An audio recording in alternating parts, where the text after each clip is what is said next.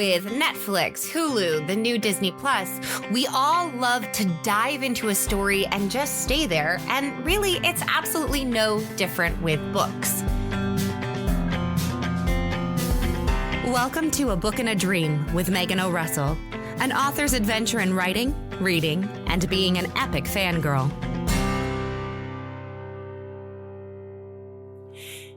Hello, my name is Megan O'Russell, and welcome to episode 4 of A Book and a Dream. Today, I want to talk to you about book binging, which happens to be one of my favorite activities.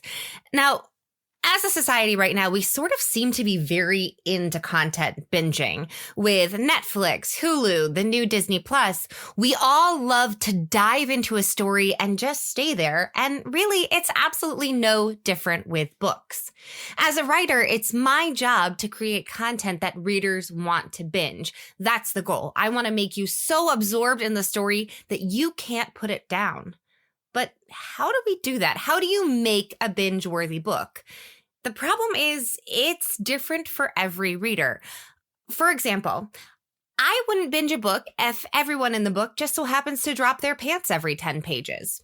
It just wouldn't interest me. Sure, pants dropping sometime is fun, but, if it happens every other chapter and everything else just stops, I'm kind of going to tune out. Which is a problem, because there are books that I will get stuck on for months at a time. Now, I'm not going to name names because I want to keep things positive and happy, but there are books that I will get stuck on for months at a time because I just can't finish them.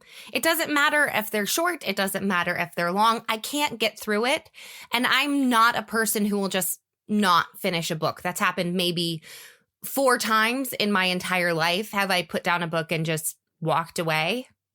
Some of them were considered American classics, but that's fine. We don't need to talk about that. I get stuck, and I don't want that to happen to my readers. So I want to make sure that I create things that I would want to binge. Things like Six of Crows. Now, why did I binge Six of Crows by Leigh Bardugo? Because of the intrigue. I can't get enough of the action. I need to know what's going to happen next. And the way she sets up the story with all the different points of view, there's 5, I believe, in book 1 and 6 in book 2 in this series. You never know what's going to happen. I have to keep reading because I need to know where that story is going to go, or I'm never going to sleep again. So I will stay up till 4 a.m. if I'm reading Six of Crows. Stalking Jack the Ripper by Carrie Maniscalco. I hope I'm saying that right. She did not have someone say it for her on Google, so I tried my best. I love the characters in Stalking Jack the Ripper. I want to know where they're going to go because, quite frankly, it doesn't seem like they should be alive anymore. I'm fairly convinced at least twice a chapter that they're all going to die, and I need to know how they're going to figure it out so they don't die. So I will binge her books. They're great. If you haven't checked them out, you should.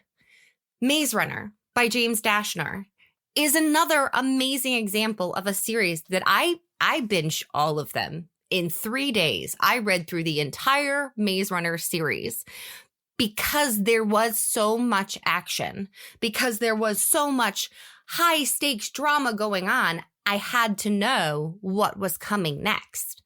But it doesn't have to be all high stakes, who's going to die. Let's take a story that goes a little bit slower, still high stakes, obviously, but Harry Potter by J.K. Rowling. There are some periods in those books where, someone's arm might, go jiggly, but there isn't real, death on the line.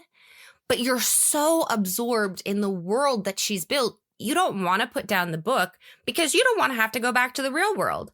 I would rather hang out with Butterbeer than do my laundry, so I'm going to keep book binging. So when I'm writing books, how exactly do I personally try to create binge-worthy content? The first thing I do is try and keep it quick. Keep the pacing quick. Yes, you need slow moments so you can get to know your characters, get to understand them, let them grow organically, let their relationships grow, let them fall in love.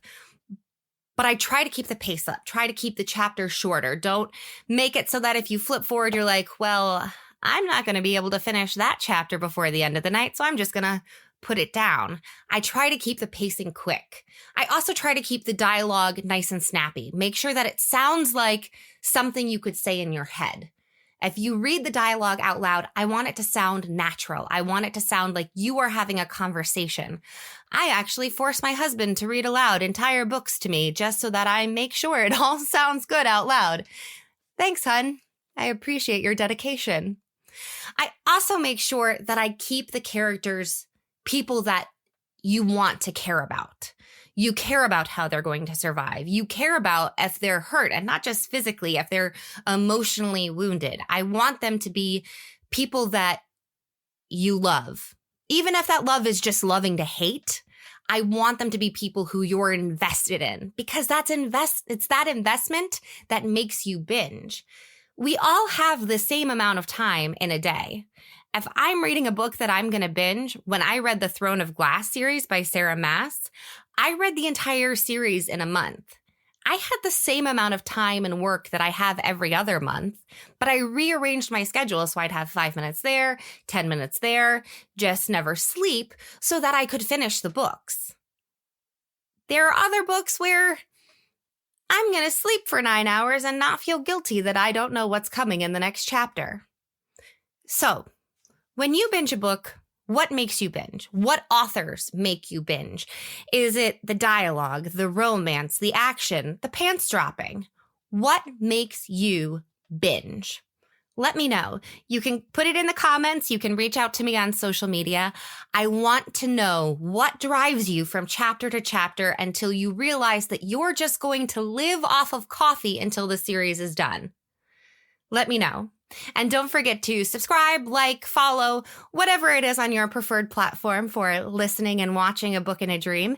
And I will see you next time.